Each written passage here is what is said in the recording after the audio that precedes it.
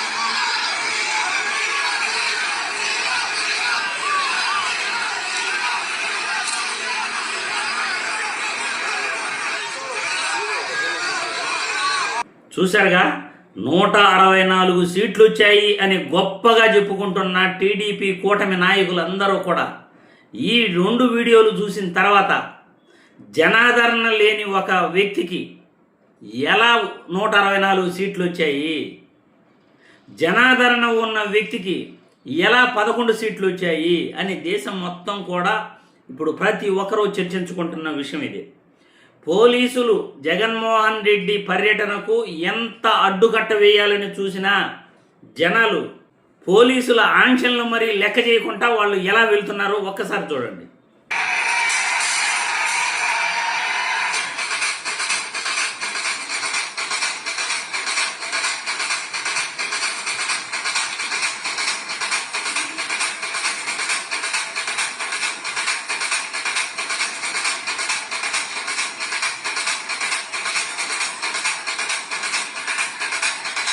చూశారుగా, పోలీసుల ఆంక్షలను కూడా తోసుకుంటూ జన ప్రభంజనం జగన్మోహన్ రెడ్డి కోసం ఎంత ఎగబడతా ఉందో సోషల్ మీడియాలో వైరల్ అవుతున్న వీడియోలు మీరందరూ కూడా చూశారు. 11 సీట్లే వచ్చిన జగన్మోహన్ రెడ్డికి అంతమంది జనం రావటం ఏంది, అంత అభిమానం చూపించటం ఏంది, 164 సీట్లు వచ్చాయి అని గొప్పగా చెప్పుకుంటున్న కూటమి ప్రభుత్వానికి చంద్రబాబు నాయుడికి ఎందుకు జనాలు రావట్లేదు, చంద్రబాబు నాయుడు రోడ్లలోకి వెళ్తే ఎందుకు జనాలు అసలు కనబడట్లేదు, ఆయన్ను చూడడానికి కూడా ఎందుకు రావట్లేదు? మరి జనాలందరికీ కూడా 164 సీట్లు వీళ్ళకి ఎలా వచ్చాయి, ఎవరు ఓట్లేశారు అని డౌట్ రాదా?